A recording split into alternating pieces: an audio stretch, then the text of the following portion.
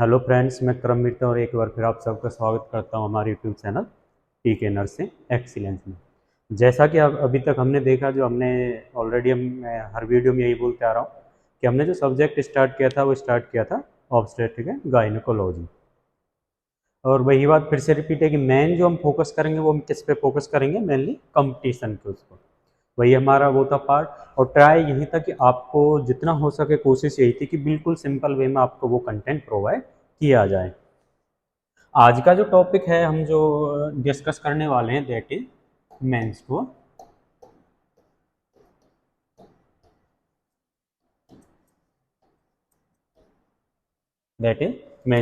Cycle. आप सभी ने सुना होगा व्हाट इज मेंस्ट्रुअल साइकिल, या फिर आप सबने अभी तक पढ़ा होगा थोड़ा बहुत इसके बारे में। मेंस्ट्रुअल साइकिल क्या है? मेनली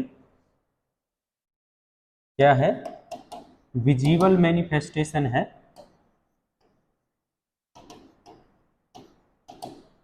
विजिबल मैनिफेस्टेशन ऑफ क्या? Hormonal change,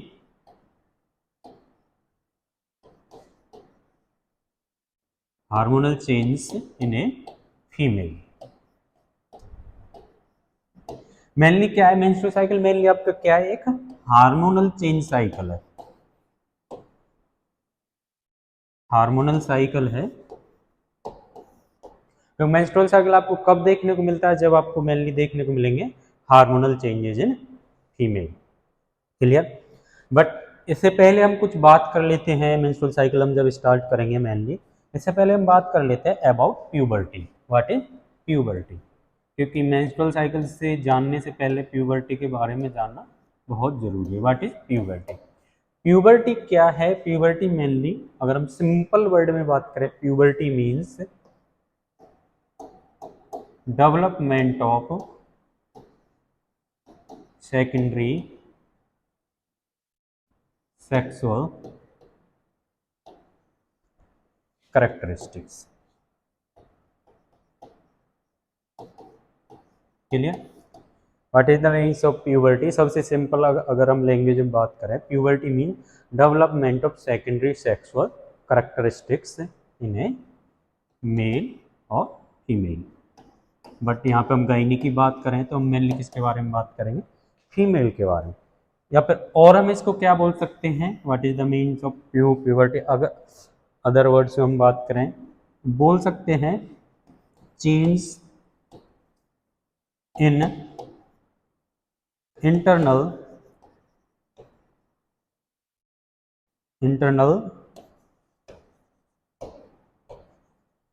reproductive organs. कैसे चेंज है? इंटरनल ऑर्गन्स के अंदर चेंजेस है। चेंजेस कैसे हैं आपके? फिजियोलॉजिकल, यानी कि फंक्शनल चेंज। फिजियोलॉजिकल चेंजेस शुरू हो जाए उस कंडीशन को हम क्या बोलते हैं? प्यूबर्टी। क्लियर? इसके अंदर मेनली जो साइन है, हमारे 5 साइंस देखने को मिलते हैं, उनके बारे में हम इसलिए जरूरी है क्योंकि उन्हें जानना।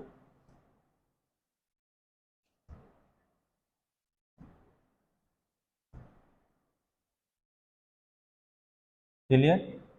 दिखाई दे रहा है ना? तो प्यूबर्टी के मेनली जो साइन हैं, 5 साइंस हैं, हम यहाँ पे 1 बाई 1 बात करेंगे।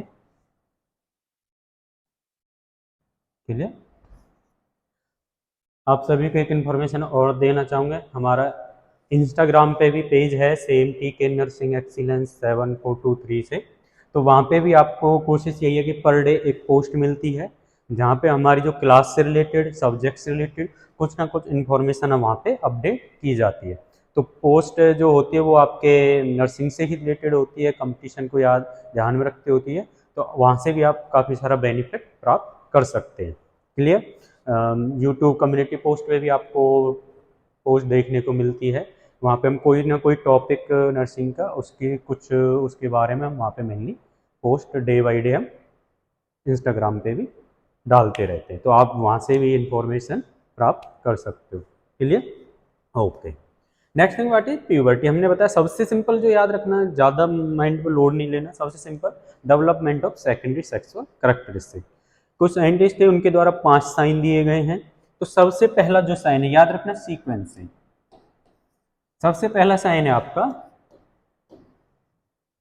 थैलार्की।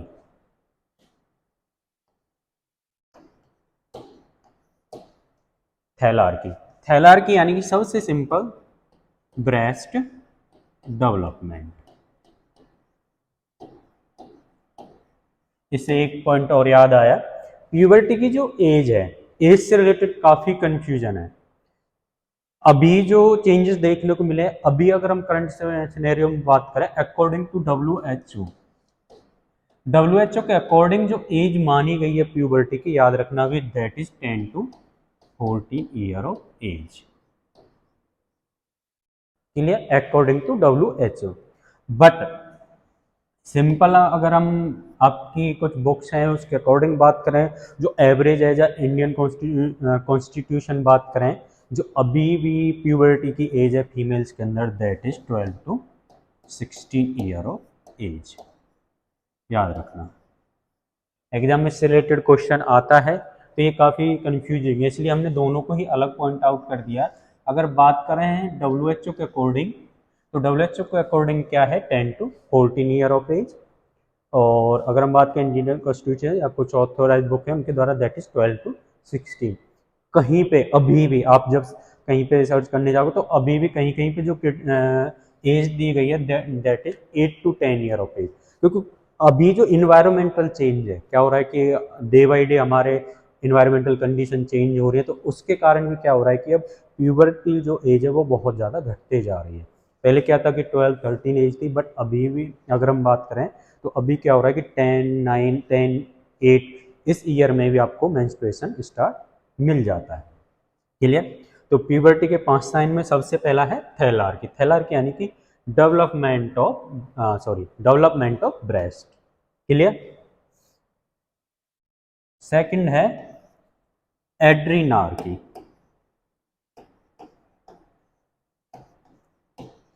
एड्रीनार्की यानी कि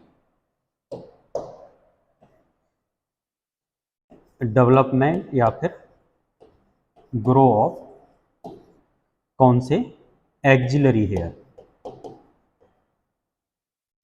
clear? That is second sign. Axillary hairs को ग्रोथ होना, that is also a pubertal sign. Third one is pubarche. Pubarche में ऑलरेडी इससे पहले वाली क्लास में बता चुका था जब हमने एक्सटर्नल जेनिटल्स की बात की थी। प्यूबार्की यानी कि ग्रोथ ऑफ प्यूबिक हेयर। क्या देखने को मिलती है? Pubic hair growth, that is third sign. याद रखना ये सीक्वेंस मोस्ट इंपोर्टेंट, कई बार यहाँ से भी क्वेश्चन आया है कि what is the sequence of pubertal science, तो उसके अंदर कुछ चेंज नहीं मिले। तो सीक्वेंस यही है, first, second, third, fourth one is increase height. Clear? Increase height. And last one is fifth one,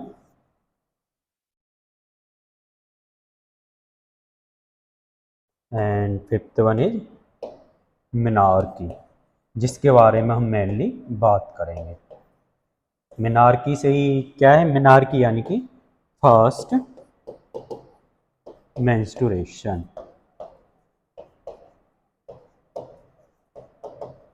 या फिर फर्स्ट मेंस्ट्रुअल साइकिल।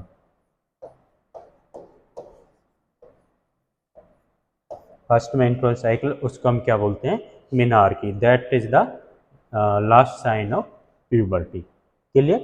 5 साइन है आपके, thelarche, adrenarche, pubarche, increase height and menarche. हम जो मेन बात करने वाले हैं वो इसके बारे में बात करनी है, मिनार्की यानी कि मेंस्ट्रुअल साइकिल। क्लियर? ओके। यहाँ से हम बात करते हैं मेंस्ट्रुएशन क्या है। एक विजिबल मैनिफेस्टेशन है किसका, hormonal changes in a female. भाई मेनली मेंस्ट्रुएशन के अंदर रोल किसका है, भाई हार्मोन्स का। हार्मोन्स के बिना तो मेंस्ट्रुअल साइकिल आपकी हो ही नहीं सकती, तो इसको हम क्या बोल रहे हैं, निजीवे हार्मोनल साइकिल। थर्ड थिंग, और क्या देखने को मिलता है इसके अंदर, देखने को मिलता है एंडोमेट्रियम।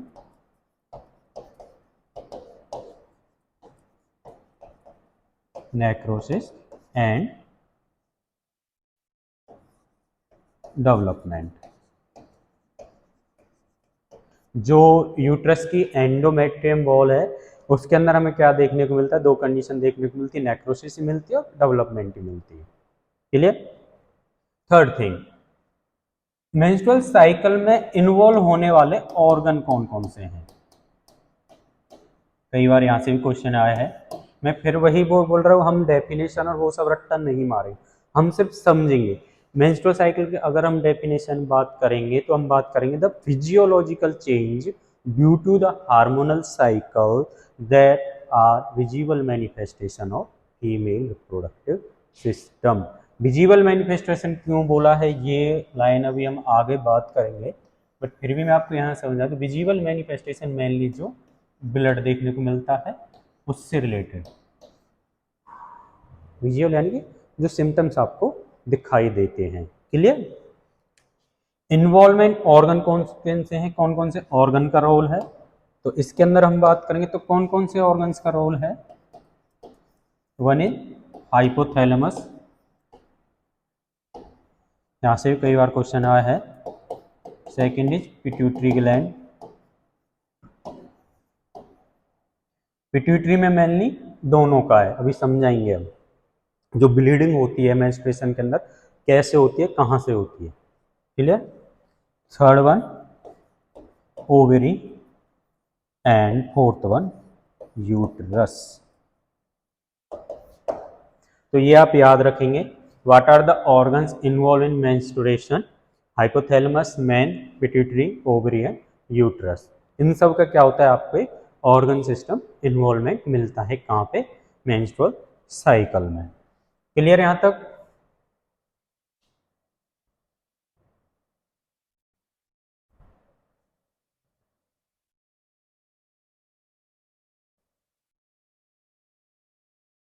अब कुछ पॉइंट्स और हैं मेंस्ट्रुअल साइकिल से रिलेटेड जो मैं आपको ऑलरेडी बता चुका था पहले, कि जो हमारी मेंस्ट्रुअल साइकिल ड्यूरेशन है, क्या ड्यूरेशन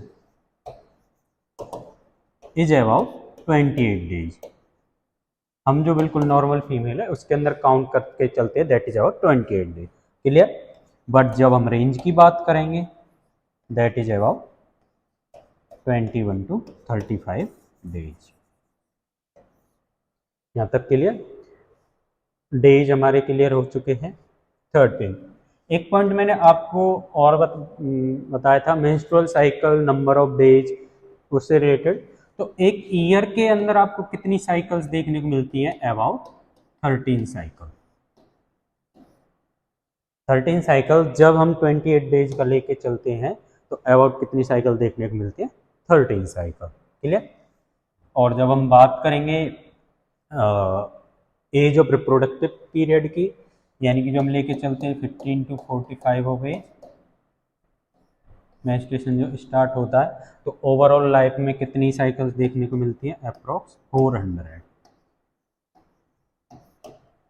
क्लियर। नेक्स्ट थिंग, इससे आगे हम बात करते हैं about blood loss. Blood loss जो देखने को मिलता है आपको मेंस्ट्रुएशन साइकिल में, that is average about 40 to 60 ml। ये आपकी रेंज है, नॉर्मली एक फीमेल के अंदर 40 to 60 ml देखने को मिलता है। और जब हम इसकी एवरेज उसकी बात करेंगे दैट इज अबाउट 35 ml, इतना आपको देखने को मिलेगा। 40 to 60 ml है। कहीं कहीं पे आपको ये काफ़ी सारे वेरिएशन, काफ़ी बुक के अंदर वेरिएशन, कहीं पे आपको दिया होगा 40 to 80 ml, 50 to 80 ml। तो वो क्या है कि मिनिमम तो लॉस आपका 30 ml है, तो 30 ml से कितना भी हो सकता है, नॉर्मल है, इतना तो होना ही होना है। इतना तो आपको 35 तो देखने को ही मिलेगा। उससे ऊपर कितना जा रहा है, that is approx 80 ml।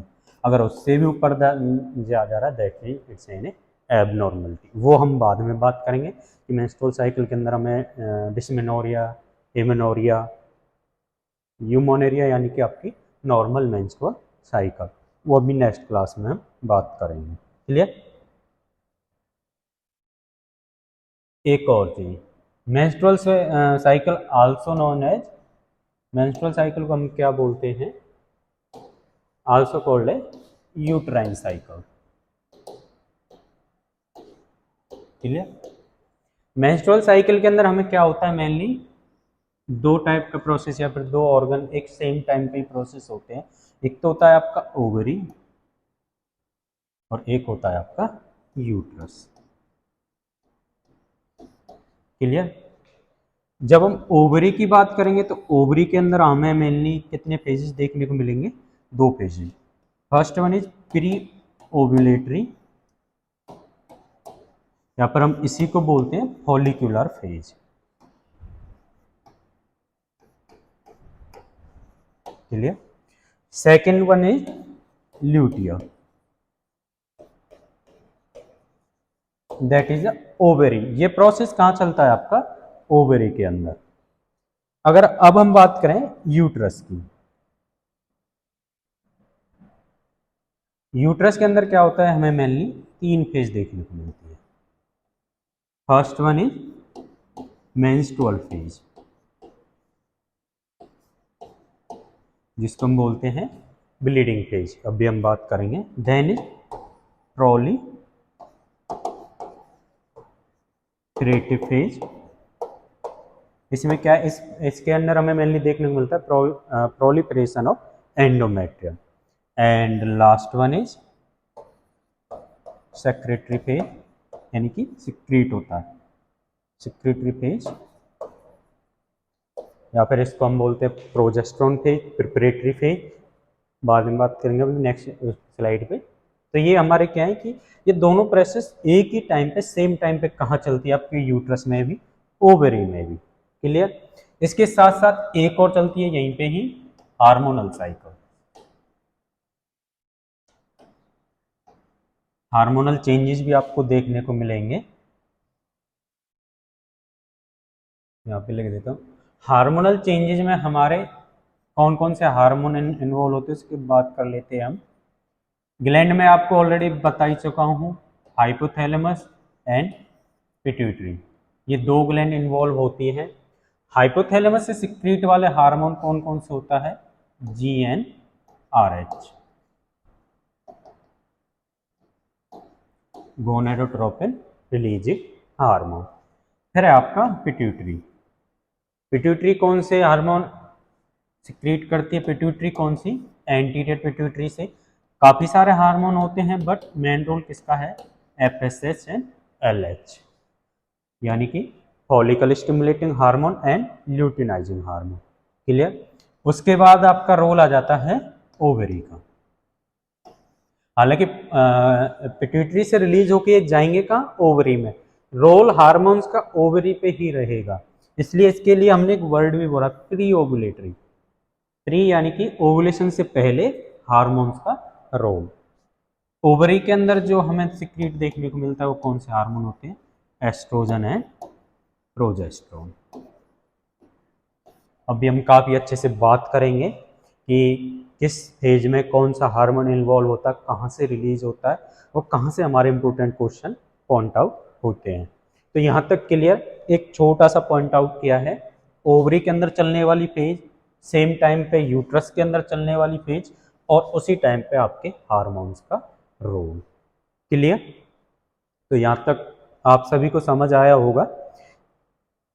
Next, अभी हम एक कॉमन डायग्राम देख लेते हैं आपके हार्मोन्स का role, ovarian change, body temperature, सबसे रिलेटेड एक फ्लो डायग्राम मैं बनाऊंगा। उसके बाद हम फेज की बात करेंगे, ताकि उससे क्या होगा कि आपको जो हम फ्लो डायग्राम्स जो बनाएंगे, जो एक डायग्रामेटिक रिप्रेजेंटेशन होगा, उससे क्या होगा कि आपको आगे इजी रहेगा, सारी चीज़ आपके डायग्राम में ही क्लियर हो जाएंगी। क्लियर।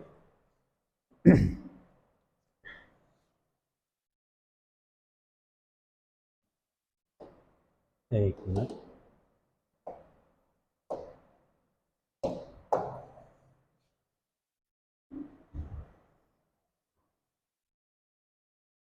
कोशिश यही होगी कि इस डायग्राम में आपकी काफ़ी सारी चीज़ें क्लियर हो जाएं। ठीक है। हम यहाँ पे जो रिप्रेजेंट करेंगे दैट इज एंडोमेट्रियम।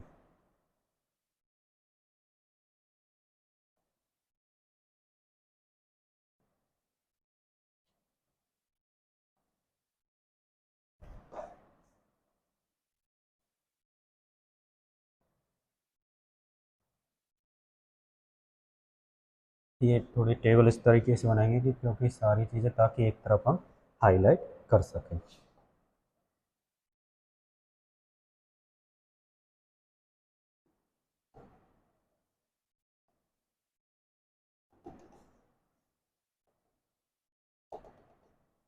क्लियर। ये क्या है हमारी एंडोमेट्रियम। यहाँ से क्या होता है, ये आपकी फर्स्ट मेंस्ट्रुएशन फेज की बात करेंगे, मेंस्ट्रुएशन हो जाएगा तो यहाँ पे आपको क्या देखने को मिलती है, ब्लीडिंग। क्यों मिलती है वो मैं एक पॉइंट आपको बता चुका हूँ, due to the necrosis of endometrium wall. Clear.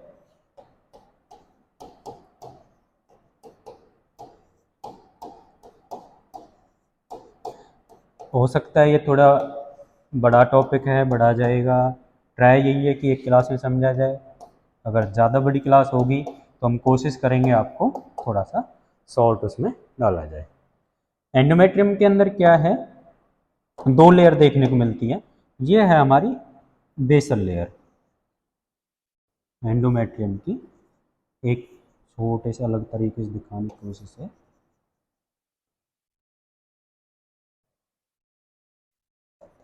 That is basal layer. Basal layer या फिर आप मेम्ब्रेन से, इसके अंदर आपको कोई चेंजेस नहीं मिलेंगे। Before puberty, after puberty, before pregnancy, after pregnancy, ये आपकी ऐसी रहती है। चेंजेस जो कहाँ देखने को मिलती है, चेंजेस हमें देखने को मिलते हैं मेनली, चेंजेस जो हमें देखने को मिलेंगे वो मिलेंगे मेनली इसके अंदर, फंक्शनल लेयर के अंदर। That is functional layer of endometrium, या फिर बोल सकते हैं functional layer of, sorry functional membrane of endometrium. Clear. ये है क्या, कौन सी मेम्ब्रेन है आपकी, that is endometrium.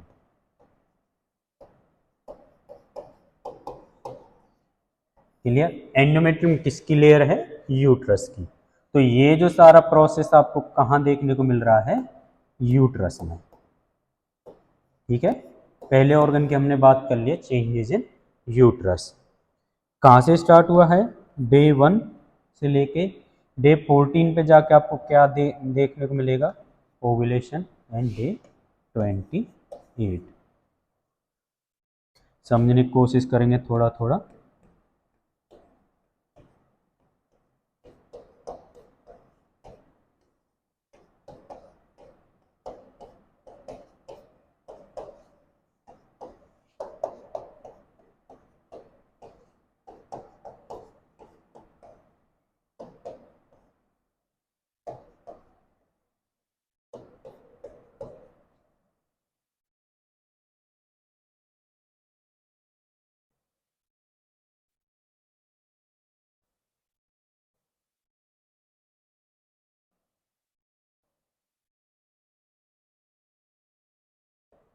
Twenty three, 24, 25, 28, 28 तक हम समझ लेते। क्लियर।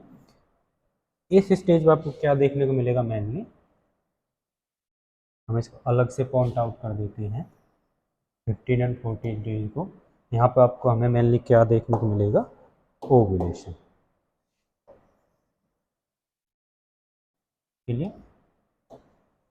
ये आपके मेनली हमने किसकी बात कर ली, यूट्रस की। यूट्रस के अंदर चेंजेस ऑफ एंडोमेट्रियम। अब बात करते हैं हम हार्मोन्स की। सबसे पहले हम देख लेते हैं ओवेरियन चेंजेस।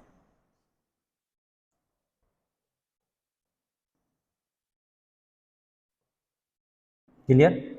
ओवेरियन चेंजेस में हमें क्या मिलेंगे, या फिर हम बोलते हैं इसको ओवेरी हिस्टोलॉजी, या फिर ओवेरियन चेंजेस। क्लियर। इसके अंदर आपको क्या देखने को मिलेगा भाई, आपकी मैच्योरिंग सेल्स है, फॉलिकल है। प्रीमोर्डियल फॉलिकल से क्या बनता है, मैच्योरिंग। ये कौन सा है, मैच्योरिंग फॉलिकल। मैच्योरिंग से मैच्योर फॉलिकल, कैसा हो गया, मैच्योर फॉलिकल। मैच्योर फॉलिकल से ग्राफेन फॉलिकल, और रप्चर फॉलिकल। मैच्योर फॉलिकल ही क्या होता है आपका? Graphene follicle, not GF. GF नहीं है, डोंट बी कंफ्यूज, समझे? जीएफ नहीं है, ये है आपका ग्राफिन फॉलिकल। समझ जाओ समझ जाओ, वक्त है। ग्राफिन फॉलिकल जैसे ही रप्चर होगा, रप्चर फॉलिकल में कन्वर्ट होगा, वहां से आपका क्या सीक्रेट देखने को मिलेगा हमें? ओवम। क्लियर? ये आपका हो गया ओवम। ओवम के साथ साथ हमें और क्या देखने को मिलता है? Formation of corpus luteum. ये क्या है आपका? Cl। ठीक है, कैजुअल लीव्स नहीं है ये। नर्सिंग स्टूडेंट दिमाग में स्टाफ नोट चलता है कैजुअल लीव्स में, नहीं, दैट इज कॉर्पस ल्यूटियम, जो कहाँ से डेवलप होता है? ग्राफिन फॉलिकल से, और धीरे धीरे डी जनरेट होना शुरू हो जाता है। चेंज किस में हो जाता है? कॉर्पस एल्बिकन्स, और 28 डेज में जाकर धीरे धीरे डिसअपियर हो जाता है। मैंने आपको भी यहाँ से दो क्वेश्चन बताए थे फर्स्ट क्लास में, yellow body and white body. Corpus luteum यानी कि येलो बॉडी, और कॉर्पस अल्बिकन्स यानी कि वाइट बॉडी। क्लियर? समझेंगे थोड़ा सा, मिस ना हो। मैं दूसरा ग्राफ है जो इसी में थोड़ा ऐड करके बनाऊंगा, कंफ्यूज नहीं होना, समझना है। पहली क्या आती है हमारी? यूट्रस के अंदर हमने चेंजेस की बात की थी, थोड़ा इसको हम यही समझ लेते हैं।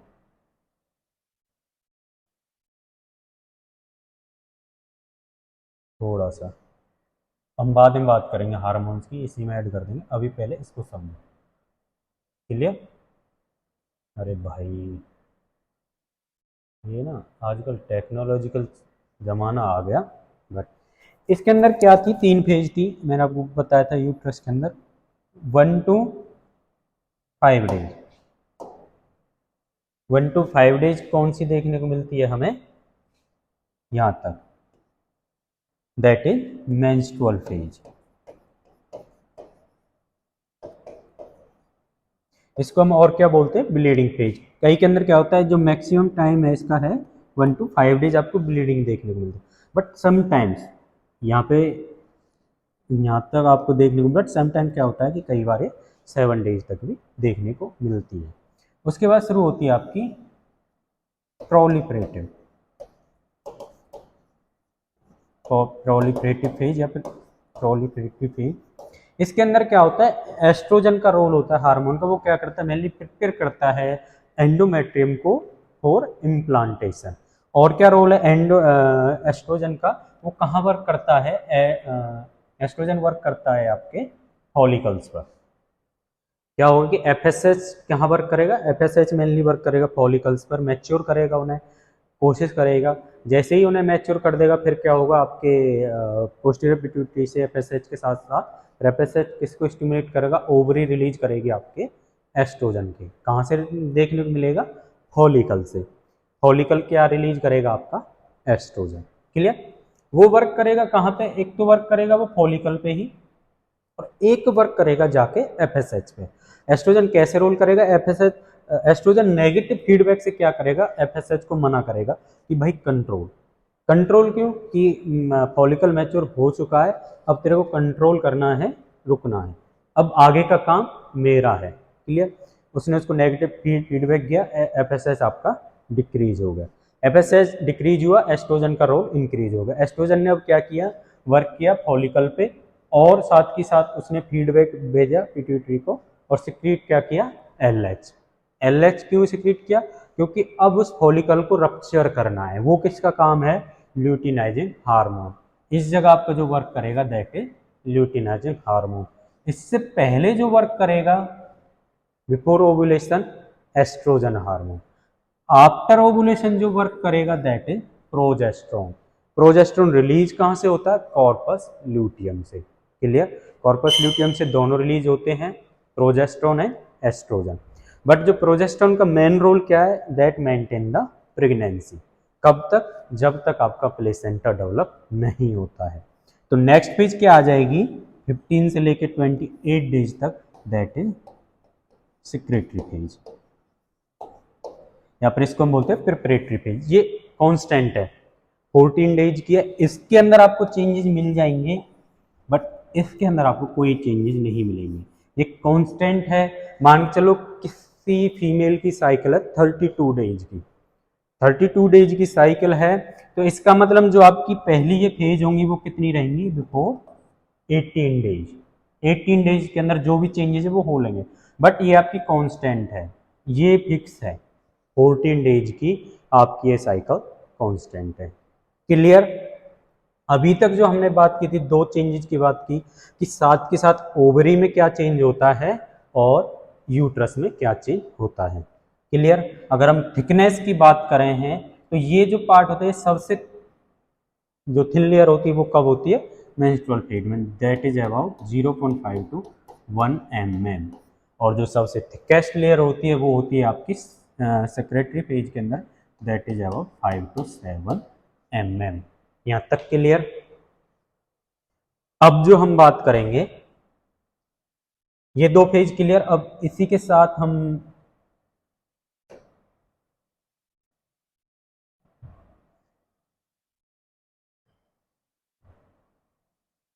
क्लियर,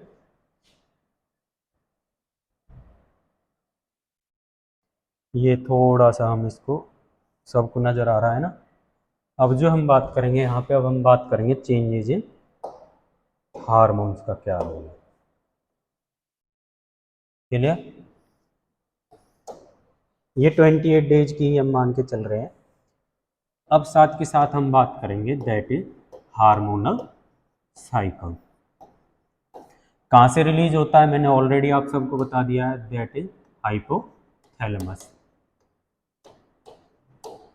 हाइपोथैलेमस से रिलेटेड एक क्वेश्चन है।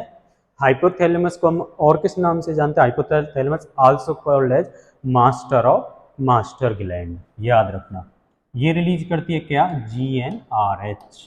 वो कहाँ जाके रोल करेगा, एंटीरियर पिट्यूटरी। और वो क्या रिलीज करेगी, अब देख लेते हैं यहाँ पे।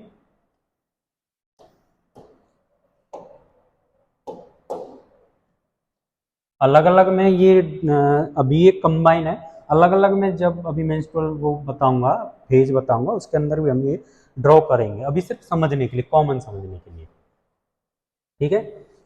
एपीएस से कौन कौन से, एंटीरियर पिट्यूटरी से कौन से आपके हार्मोन रिलीज होने को मिलते हैं, first one is FSH। Clear.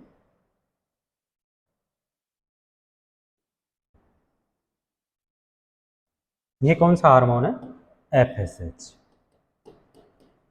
ध्यान से समझ लेना, कब तक रोल है, बिफोर ओव्यूलेशन। कहाँ तक रोल है, अगर हम यूट्रस में बात करें कब तक है, बिफोर ओवुलेशन या फिर बिफोर एंडोमेट्रियम डेवलप। ओवरी के अंदर बात करें कहाँ तक रोल है, ओवुलेशन से पहले और फॉलिकल को मैच्योर होने तक। Clear. Second hormone, next one is LH।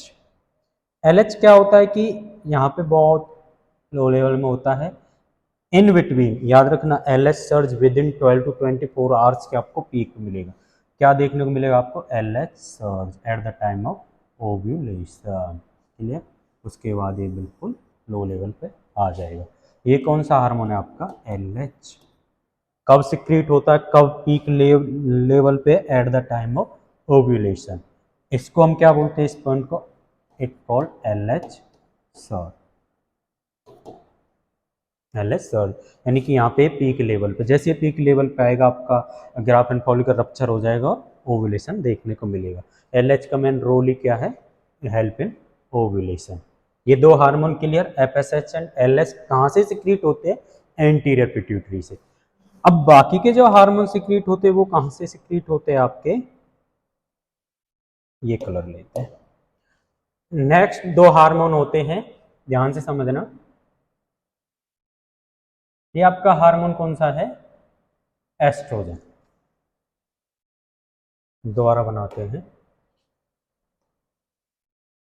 Clear. ध्यान से समझना, ये मैं बाद में लिख दूंगा। अभी दो हार्मोन बाकी हमारे, एस्ट्रोजन एंड प्रोजेस्टेरोन। एस्ट्रोजन आपका यहाँ पे थोड़ा हाई लेवल पे रहेगा, क्योंकि FSH के बाद क्या सिक्रीट होता है, ओवरी से एस्ट्रोजन। क्लियर। एस्ट्रोजन का रोल क्या है यहाँ पे, LH हार्मोन को स्टिमुलेट करता है और रप्चर करता है ग्राफिन फॉलिकल पर, उसके बाद लो लेवल में सिक्रेट होता है। ये कौन सा है आपका? एस्ट्रोजन। ध्यान से समझना साइकिल को। 14 डेज से पहले पहले हाई सिक्रीशन है एस्ट्रोजन। अब बात करते हैं प्रोजेस्टेरोन की। प्रोजेस्टेरोन क्या होगा? यहाँ पे आपको लो लेवल पे देखने को मिलेगा। क्लियर? जैसे ही 14 डेज आएंगे यहाँ से आपका ये इंक्रीज होना शुरू हो जाएगा, कॉर्पस लूटियम से सिक्रीट होता है और उसके बाद लो लेवल पर आ जाएगा जब आपका नेक्स्ट साइकिल शुरू होगा। तो ये कौन सा हार्मोन है आपका? That is progesterone. Before 14 days, before ovulation, progesterone आप समझ रहे हो ना, लो लेवल पे है। जैसे ही ओवुलेशन हुआ, ग्राफिन फॉलिकल से क्या बना? Corpus luteum. कॉर्पस लूटियम ने ही क्या सिक्रीट कर दिया? प्रोजेस्टेरोन। अब रोल क्या प्रोजेस्टेरोन? ध्यान से, अगर मान के चलो जो ओवम है, ये क्या है? ओवम। अगर ये फर्टिलाइज हो गया यानी कि प्रेगनेंसी, तो अब रोल शुरू होता है प्रोजेस्टेरोन का। प्रोजेस्टेरोन का रोल ही क्या है? जो इस एंडोमेट्रियम को एस्ट्रोजन मेंटेन करता आ रहा है, अब उसको आगे संभालने का काम किसका है? प्रोजेस्टेरोन का। वो बोलता है भाई अब तू थोड़ा कंट्रोल कर, अब जो काम है वो मेरा है। वो क्या करेगा? एंडोमेट्रियम को भी मैच्योर करेगा, एंडोमेट्रियम को ग्रो करेगा, डेवलप करेगा। इससे रिलेटेड दो क्वेश्चन है। एस्ट्रोजन आपका क्या करता है? हाइपरप्लेजिया। प्रोजेस्टेरोन आपका क्या करता है? हाइपरट्रॉफी। समझना, दो वर्ड है, हाइपरप्लेजिया एंड हाइपरट्रॉफी। हाइपरप्लेजिया यानी कि increase in number of cells, वो किसका काम है? एस्ट्रोजन का। यही तो किया उसने भाई।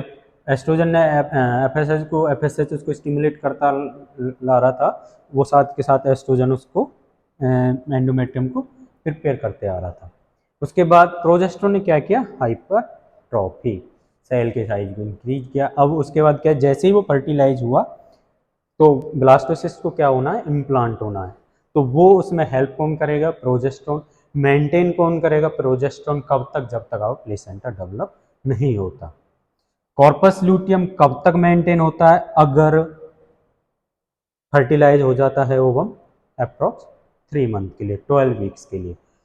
एक और कंडीशन, अगर मान के चलो ओवम रिलीज हुआ, फर्टिलाइज नहीं हुआ, तो क्या होगा कि आपका कॉर्पस लूटियम चेंज होता चला जाएगा, कॉर्पस अल्बिकन्स, कॉर्पस उसमें, तो आपका प्रोजेस्टेरोन क्या है कि उसका लेवल डाउन आता चला जाएगा, जिसके कारण क्या होगा? यहीं से आपकी क्या होगी? नेक्स्ट साइकिल स्टार्ट हो जाएगी। इसलिए इसको हमने आल्सो सेक्रेटरी फेज को हमने और क्या बोला था? Preparatory phase. क्लियर? अब एक बार इसको मैं रिपीट कर देता हूँ। आज की क्लास मुझे लग रहा है इतनी ही काफ़ी है। इसके बारे में हम थोड़े पॉइंट्स जो हम बात करेंगे वो नेक्स्ट क्लास में बात करेंगे, समझना ध्यान से।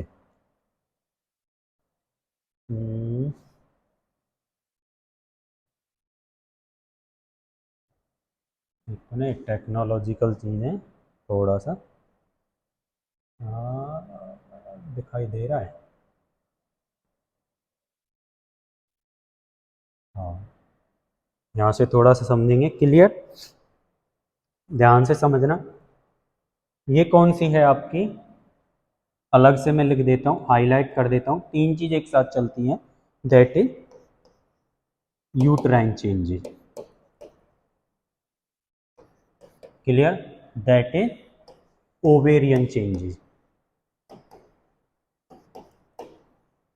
And this is hormonal changes.